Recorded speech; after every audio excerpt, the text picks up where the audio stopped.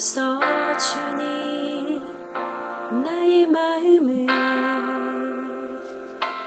선한 것 하나 없습니다. 그러나 내 모든 것 주께 드립니다. 사랑으로 안으시고 날 새롭게 하소서. 주님 마음 내게 주소서. 내 아버지 주님 마음 내게 주소서. 나를 향하신 주님의 뜻이 이루어지도록 주님 마음 내게 주소서.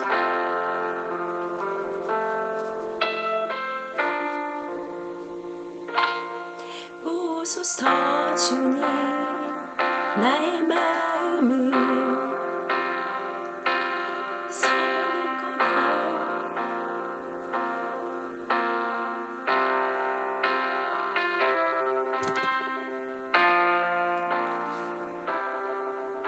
주께 드립니다.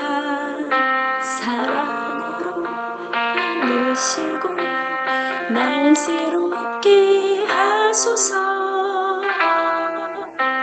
주님 마음 내게 주소서. 내 아버지 주님 마음 내게 주소서. 나를 향하신 주님의 뜻이 이루어지도록 주님 마음 내게 주소서. 내게 사랑을 가르치소서. 당신의 마음으로 용서하게 하소서. 주의 성령 내게 채우사 주의 길 가게 하소서. 주는 당신 마음 주소서. 주의 성령 내게 채우사 주의 길 가게 하소서. 주는 당신 마음 주소서. 주님 마음 내게 주소서. 내 아버지 주님 마음 내게 주소서. 나를 향하신 주님의 뜻이 이루어지도록 주님 마음 내게 주소서. 주님 마음 내게 주소서.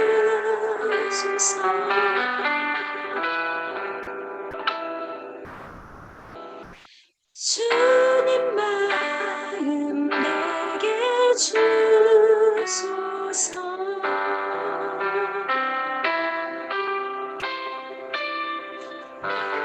감사합니다. 하나님께 영광 하나님은 이미 준비할 때 우리의 마음을 받으시는 분이기 때문에 상황과 조건이 어떠하다 할지라도 내가 잘하지 못해서 포기하거나 내려놓지는 않았으면 좋겠습니다. 그게 무엇이 되어도 됩니까요? 감사합니다. 귀한 찬양 감사합니다. 저희들 오늘 함께 보신 말씀은 요한복음 6장입니다. 요한복음 6장 16절에서 21절 말씀입니다. 요한복음 6장 16절에서 21절 요한복음 6장 16절에서 21절 말씀입니다. 우리가 함께 한 목소리로 처음부터 끝까지 짤막하게 되어 있어서 처음부터 끝까지 함께 한 목소리로 합독하시겠습니다. 저물매 제자들이 바다에 내려가서 배를 타고 바다를 건너 가버나움으로 가는데 이미 옷도 없고 예수는 아직 그들에게 오시지 아니하였더니 큰 바람이 불어 파도가 일어나더라.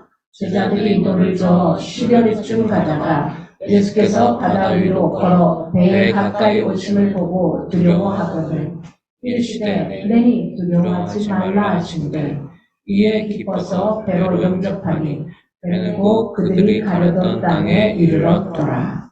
아멘. 인생의 항해사라는 제목을 가져갑니다. 오늘 주님 말씀하십니다. 내니 두려워 말아라. 네가 지금 어떤 상황에 있어도 내니 두려워 말아라. 내가 너와 함께하고 있다. 내가 너와 가까이 있어. 너 혼자 있는 게 아니야. 우리 아까 찬양인도 하시는 우리 기자님이 그런 표현 하시죠. 외로움에 대해서 이야기하는데 네가 외롭게 홀로 있는 것 같지만 결코 혼자가 아니야 라고 표현하십니다.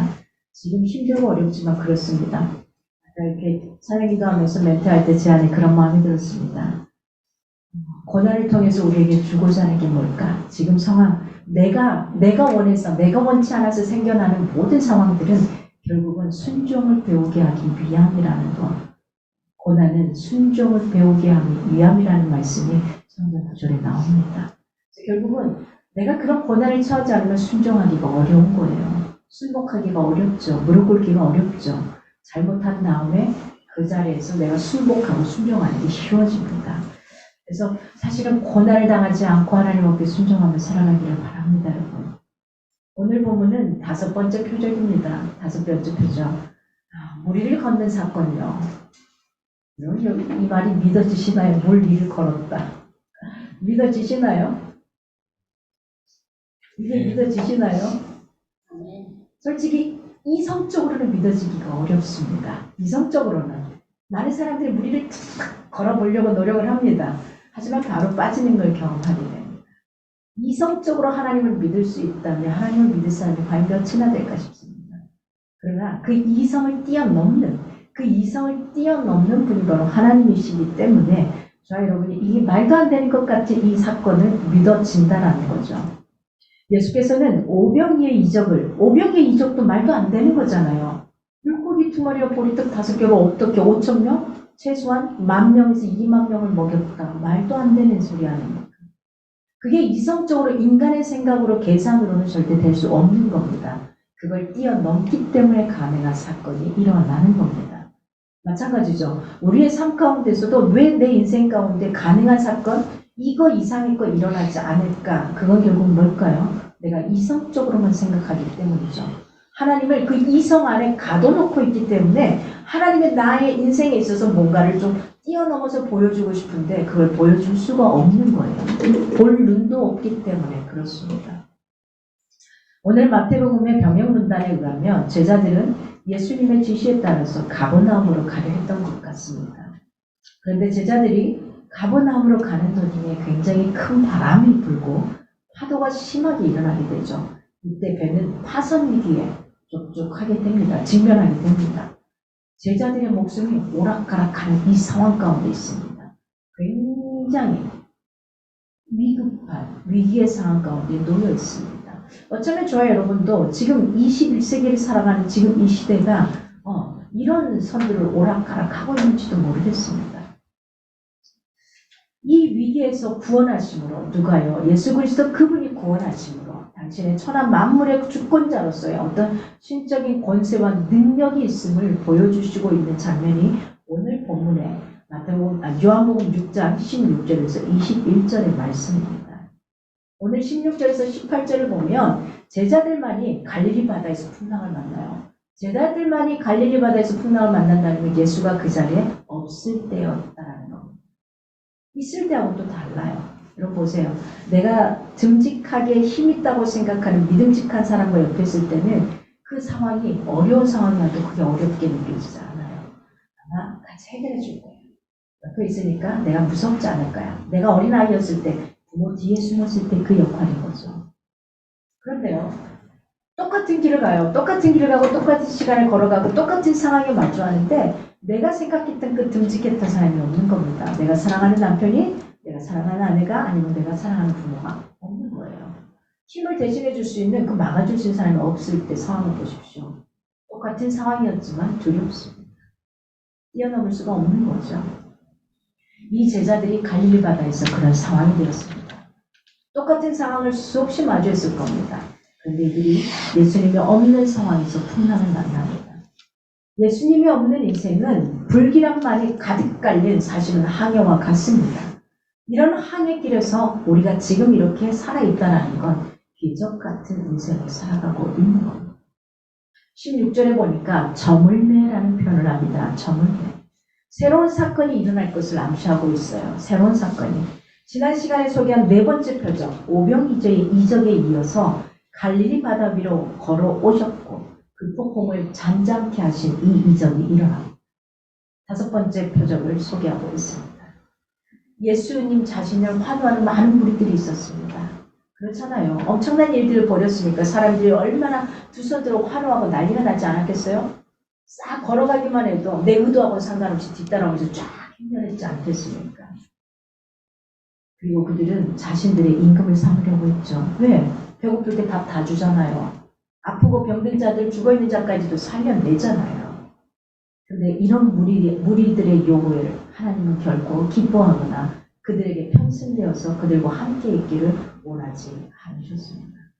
예수님께서는 서둘러 그 자리를 빠져나오시고요. 제자들도 무리들과 격리시키기 위해서 빨리 빠져나오기를 바라셨습니다.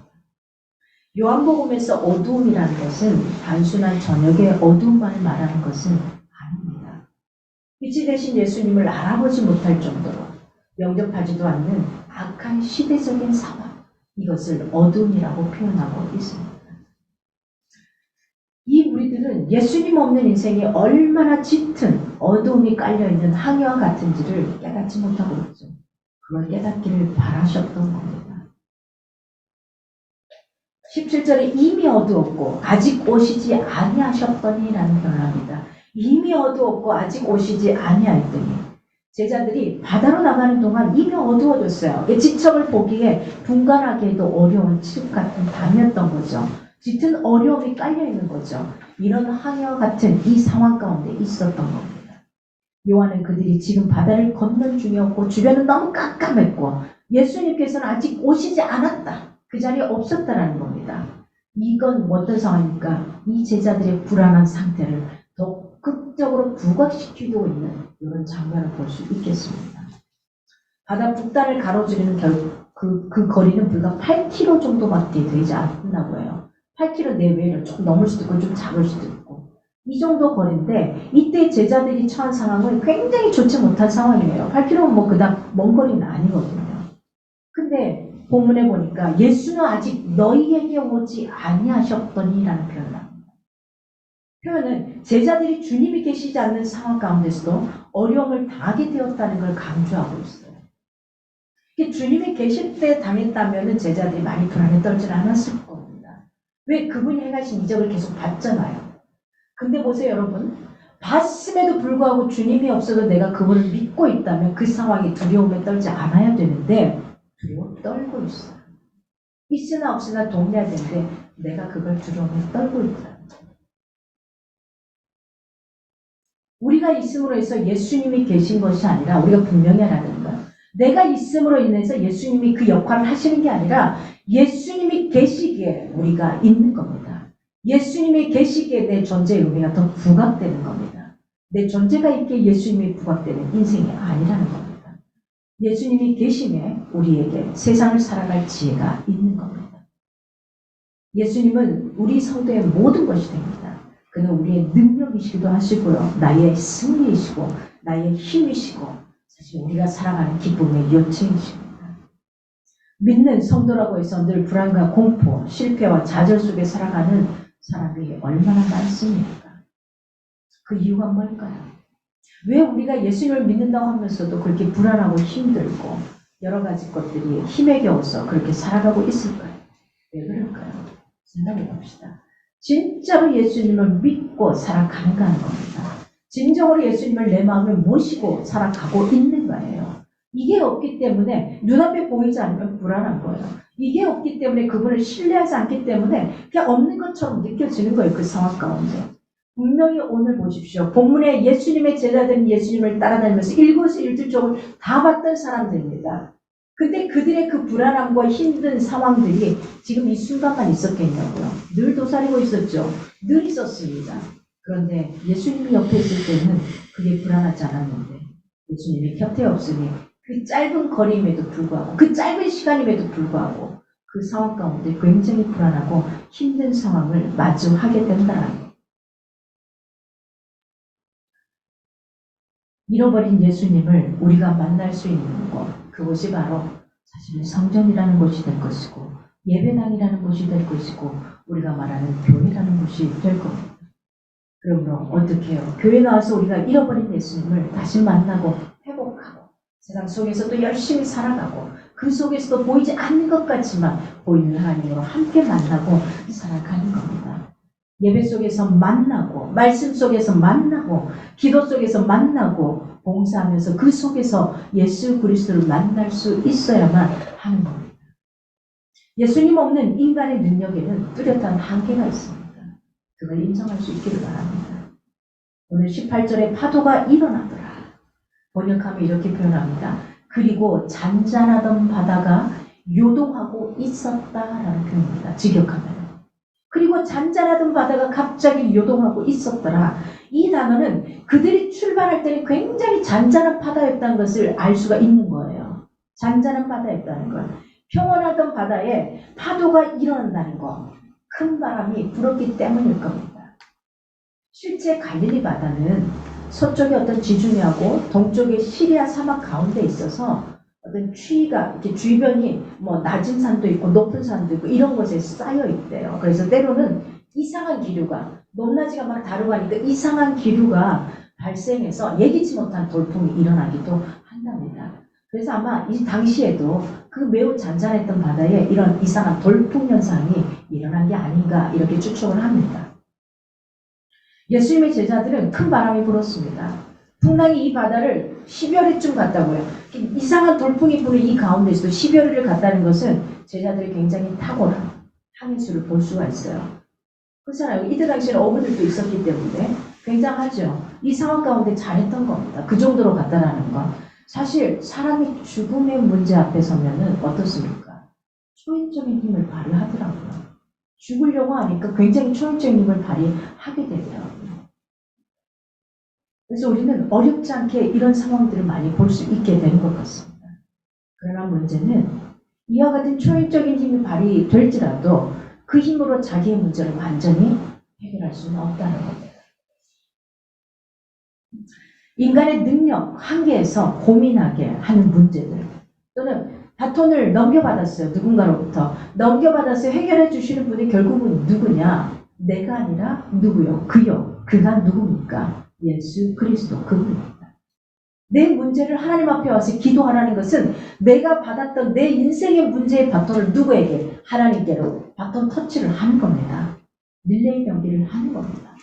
그분의 손 위에 올려놓습니다. 그분이 해결하실 겁니다. 내가 그 문제를 가지고 계속 헤매봤자 해결이 어렵다라는 겁니다. 그 한계를 넘어서기가 어렵습니다.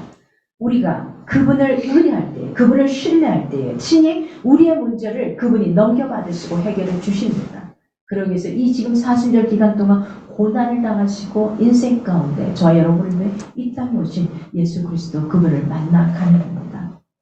여러분, 우리는 우리의 힘으로 인생의 노를 혹시나 접고 있지는 않습니까? 굉장히 부대끼고 힘들 겁니다. 죽을 것 같을 겁니다. 왜요? 내 힘으로 하고 있기 때문에 그렇습니다. 스스로의 힘으로 노를 젓고 있다면 안 된다고 한탄만 하고 있지는 않습니까? 왜 지금 나에게 이런 것들이 주어지고 있습니까? 라고 계속 이러고 있지는 않습니까? 이제 여러분 부탁드립니다. 여러분의 힘으로 노를 젓고 있는 그 노를 멈추시기를 바랍니다. 하나님이 하실 겁니다. 하나님이 함께 저어주실 겁니다. 나는 힘을 빼고 그분이 저어가는 대로 따라가보는 겁니다. 어떻게 해요? 바보처럼. 어떻게 해요? 내 생각을 내려놓는 겁니다. 내가 가고 싶은 그 방향을 내려놓는 겁니다. 그분 앞에 바톤 터치를 했다면 그분이 하신 대로 한번 운행해 보는 겁니다. 여러분이 스스로의 힘으로 다 할 수 있는 이 생각을 버릴 수 있기를 바랍니다. 그리고 날마다 우리의 짐을 져주시는 그 예수님께 여러분의 수고와 슬픔과 공고의 짐을 내려놓을 수 있기를 바랍니다. 두 번째로는 19절에서 21절까지 보니까 예수께서 바다 위로 걸어오시자 제자들이 보고 두려워합니다.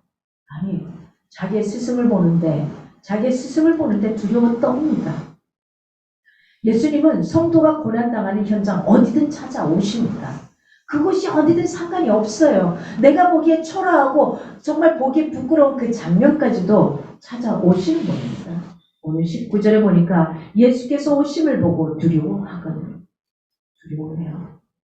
그분이 걸어 다니시는 곳이 인간으로서는 흉내낼 수 없는 바다였습니다. 아마 어두운 땅 위를 걸어오셨다면, 내가 서 있는 길 위로 오셨다면 별로 두렵지 않았을지 몰라요. 그가 예수님인지 몰랐다 할지라도 사람이라고 생각하고 쉽게 왔을 겁니다. 그런데 그러지 못했던 겁니다. 그가 걸어왔던 그 길이 땅 위가 아니었잖아요. 물 위를 걸어오시거든요. 놀랐죠. 보고 어땠을까요? 유령인가? 귀신인가 봐. 우리 이제 죽나 봐. 저승사자가 와서 우리를 잡나 봐. 이런 생각들을 하지 않았겠습니까? 소스라치게 놀랍니다. 충분히 가능한 일이죠. 지금 저와 여러분 앞에 이 일이 벌어진다고 생각해 보세요. 아마 성경에서는 봤는데 실제로 보면 감당이 안 될 겁니다. 제자들도 마찬가지였습니다. 그 예수님의 놀라운 능력들을 많이 경험하고 봤는데 그들 또한 이 상황이 감당이 안 됐던 겁니다. 그래서 이사야는 이렇게 말합니다. 우리는 다 양과 같다. 양과 같아서 그릇 행하고 잘못된 길로 가는 이런 삶, 안 좋은 길로만, 잘못된 길로만 쫓아가는 그런 양과 같은 존재다. 이렇게 이사야는 표현합니다. 우리는 의를 위해 고난을 당하는 것보다 사실은 자기의 잘못으로 인해 그릇된 길로 갈 때가 참 많습니다. 내 욕심 때문에 그렇게 갈 때가 참 많습니다. 그런데 그때에도 우리 예수님은 고난길을 헤치고 찾아와서 우리를 살펴주십니다. 우리의 문제를 해결해 주시고 의의 길로 인도해 주시고 계시는 분입니다. 사망의 음침한 골짜기까지 찾아오셔서 우리를 안도하게, 편안하게 쉬게 하시는 분이 바로 예수 그리스도 그분이십니다. 그러므로 여러분이 지금 현재 위치가 어디에 있습니까? 고난의 현장입니까? 핍박의 현장입니까? 소망이 없어 보이는 그곳입니까? 내가 일을 해도 끝나지 않을 것 같은 그 자리입니까? 주님이 이렇게 말합니다. 염려하지 말아라. 근심하지 말아라. 나를 좀 바라봐 주지 않겠니? 나를 좀 믿어주지 않겠니? 내가 너의 힘을, 너의 짐을 같이 좀 짊어지고 싶은데 다른 사람에게는 어떻게 짊어질 수 없지만 내가 너와 함께 그 짐을 좀 짊어지고 싶다. 말씀하고 계십니다. 고난의 현장이 어디든 찾아가 위로하시고 구원하실 주님을 의지하고 소망을 가질 수 있기를 바랍니다. 예수님은 우리 성도의 모든 두려움을 물리치시는 평강의 왕이십니다. 20절에 말합니다. 내니 두려워 마라. 내니 두려워 마라.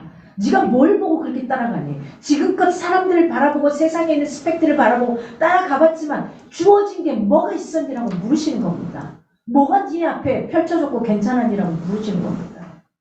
우리 솔직히 주님 앞에 100% 맡기지 않는 인생 가운데도 이 정도 살아온 건 기적입니다. 그런데 내가 100% 하나님 앞에 내 인생을 맡긴다면 어떻게 펼쳐가실지 기대가 되지 않습니까? 그런 주님을 한번 만나볼 수 있기를 원합니다. 내니 두려워 말아라.